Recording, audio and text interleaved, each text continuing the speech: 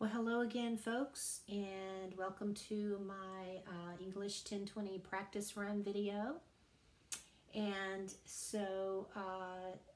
the purpose of this is to give you an example of a past 1020 final exam so that you sort of get the hang of it a little bit. And as I said in my earlier video, the actual final is given cold, so you will not be writing about this text that we're writing about here. It will be a completely different text, and the prompt could be different.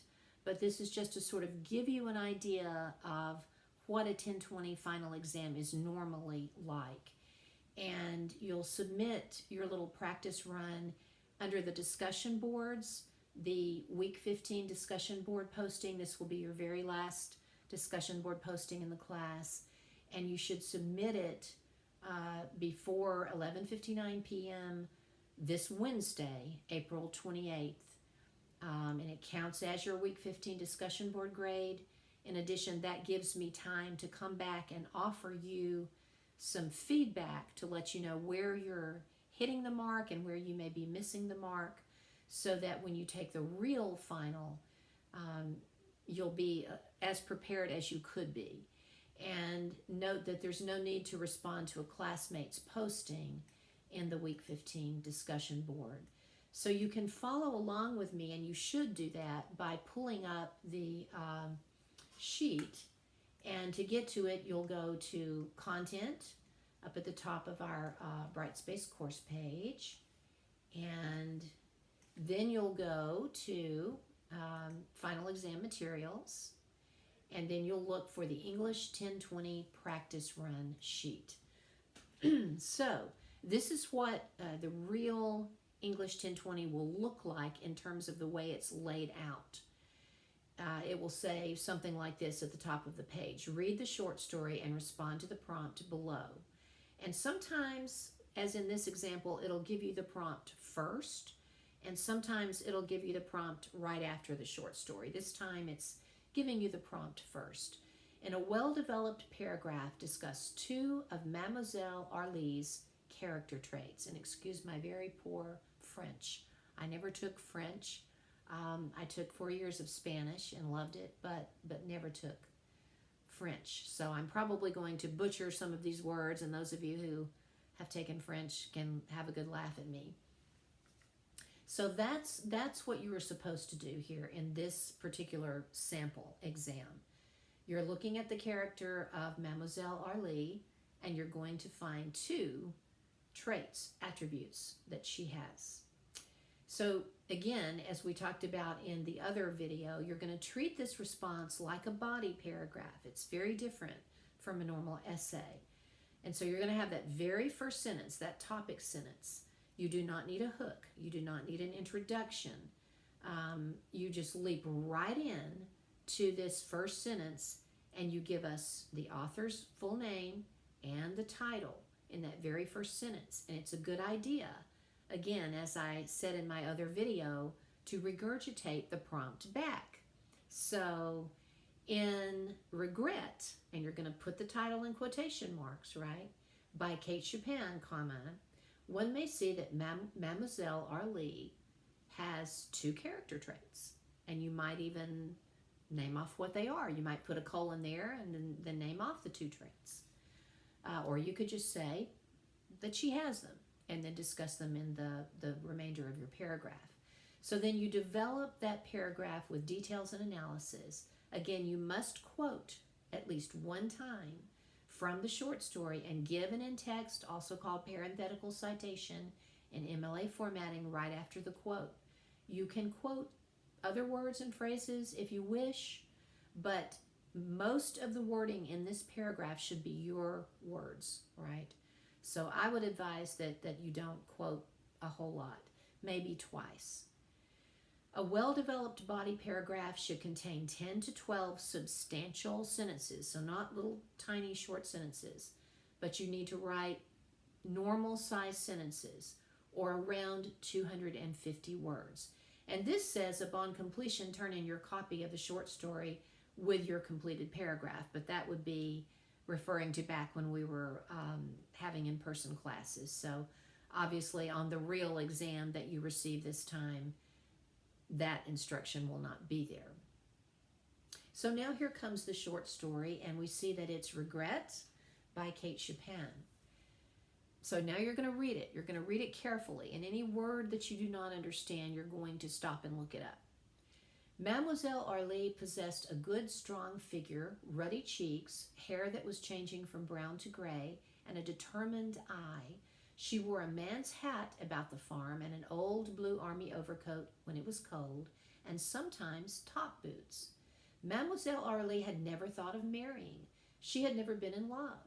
At the age of 20, she had received a proposal which she had promptly declined, and at the age of 50, she had not yet lived to regret it. So she was quite alone in the world, except for her dog Ponto and the Negroes who lived in her cabins and worked her crops, and the fowls, a few cows, a couple of mules, her gun with which she shot chicken hawks, and her religion. One morning, Mademoiselle Arlie stood upon her gallery, contemplating with arms akimbo a small band of very small children who, to all intents and purposes, might have fallen from the clouds, so unexpected and bewildering was their coming, and so unwelcome. They were the children of her nearest neighbor, Odalie, who was not such a near neighbor after all. The young woman had appeared but 5 minutes before, accompanied by these 4 children. In her arms she carried little Odalie. She dragged Tinomi by an unwilling hand, while Marceline and Marcelette followed with irresolute steps. Her face was red and disfigured from tears and excitement. She had been summoned to a neighboring parish by the dangerous illness of her mother. Her husband was away in Texas. It seemed to her 1,000,000 miles away, and Valcine was waiting with a mule cart to drive her to the station. "It's no question, Mademoiselle Arlie. You just got to keep these youngsters for me till I come back. You said I wouldn't bother you with them if it was any other way to do. Make 'em mind you, Mademoiselle Arlie. Don't spare 'em. Me there, I'm half crazy between the children and Leon not home, and maybe not even to find poor Mama alive encore." A harrowing possibility which drove Odalie to take a final hasty and convulsive leave of her disconsolate family. She left them crowded into the narrow strip of shade on the porch of the long, low house. The white sunlight was beating it in on the white old boards. Some chickens were scratching in the grass at the foot of the steps, and one had boldly mounted and was stepping heavily, solemnly, and aimlessly across the gallery. There was a pleasant odor of pinks in the air, and the sound of Negro's laughter was coming across the flowering cotton field. Mademoiselle Aurélie stood contemplating the children. She looked with a critical eye upon Marceline, who had been left staggering beneath the weight of the chubby Elodie. She surveyed with the same calculating air Marcelette, mingling her silent tears with the audible grief and rebellion of Tinomi. During those few contemplative moments, she was collecting herself, determining upon a line of action which should be identical with a line of duty. She began by feeding them. If Mademoiselle Auréli's responsibilities might have begun and ended there, they could easily have been dismissed, for her larder was amply provided against an emergency of this nature. But little children are not little pigs. They require and demand attentions which were wholly unexpected by Mademoiselle Aurélie, and which she was ill prepared to give. She was indeed very inept in her management of Odalie's children during the first few days. How could she know that Marcelette always wept when spoken to in a loud and commanding tone of voice? It was a peculiarity of Marcelette's. She became acquainted with Tinomi's passion for flowers only when he had plucked all the choicest gardenias and pinks for the apparent purpose of critically studying their botanical construction. "'Tain't enough to tell him, Mademoiselle Aurélie," Marceline instructed her. "You got to tie him in a chair. It's what Mama do all the time when he's bad. Didn't she tie him in the chair?" The chair in which Mademoiselle Aurélie tied Tinomi was roomy and comfortable, and he seized the opportunity to take a nap in it, the afternoon being warm. At night, when she ordered them one and all to bed, as she would have shooed the chickens into the hen house, they stayed, uncomprehending, before her. What about the little white nightgowns that had to be taken from the pillow slip in which they were brought over, and shaken by some strong hand till they snapped like ox whips? What about the tub of water which had to be brought and set in the middle of the floor, in which the little tired, dusty, sun-browned feet had every one to be washed sweet and clean? And it made Marceline and Marcelette laugh merrily, the idea that Mademoiselle Aurélie should for a moment have believed that Tinami could fall asleep without being told the story of, and I won't even try to pronounce these French words, or both, and that Elodie should fall asleep at all without being rocked and sung to. I tell you, Aunt Ruby, Mademoiselle Aurélie informed her cook in confidence, me, I'd rather manage a dozen plantations than for them children. It's terrassement, bon tea, don't talk to me about children. 'Tain't expected such as you would draw everything about 'em, Mademoiselle Aurélie. I see that plainly, visibly, when I spy that little child playing with that basket of keys. You don't know that makes children grow up hard-headed to play with keys? Just like I make 'em teeth-hard to look in a looking-glass. Them's the things you got to know in the raising and management of children. Mademoiselle Aurélie certainly did not pretend or aspire to such subtle and far-reaching knowledge on the subject as Aunt Ruby possessed, who had raised 5 and buried 6 in her day. She was glad enough to learn a few little mother tricks to serve the moment's need. Tinami's sticky fingers compelled her to unearth white aprons that she had not worn for years, and she had to accustom herself to his moist kisses, the expressions of an affectionate and exuberant nature.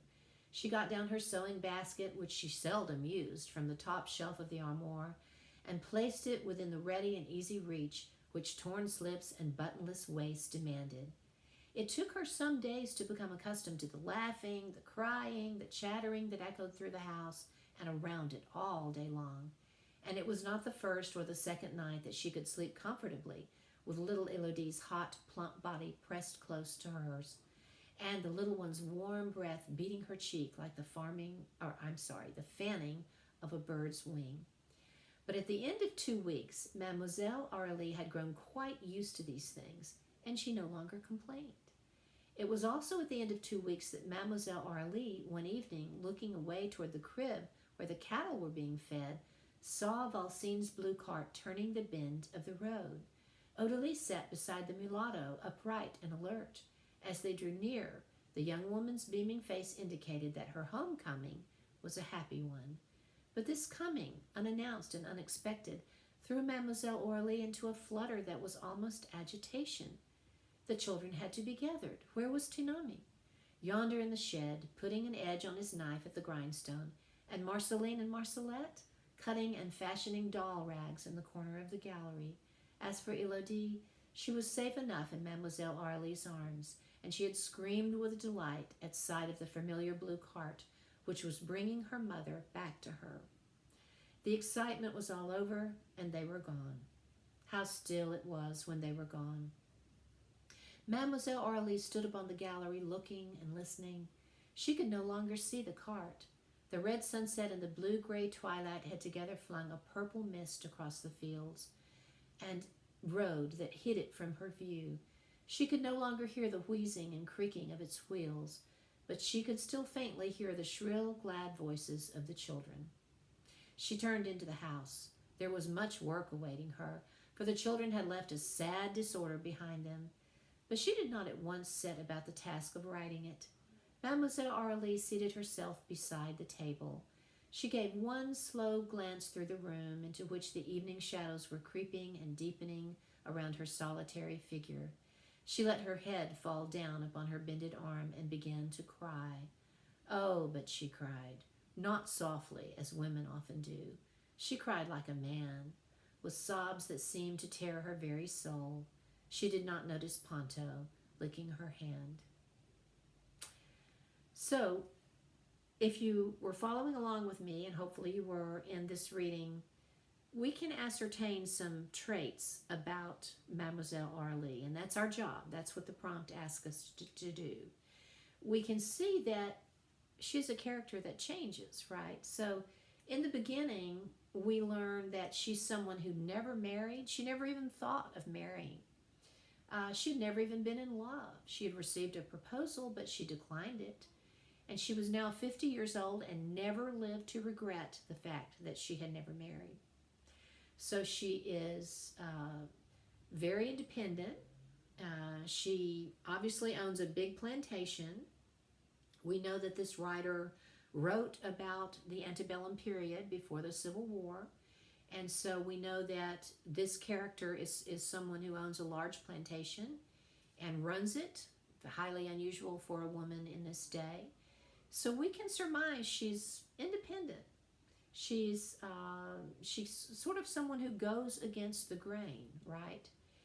And she has not had any motherly instincts in the past or any thoughts along those lines, and no regrets about it until suddenly this young woman, who is her neighbor, and there are miles between these large plantations generally because they consist of many, many acres, has come in an emergency situation to drop off her 4 children and has asked Mademoiselle Arlie to watch after them.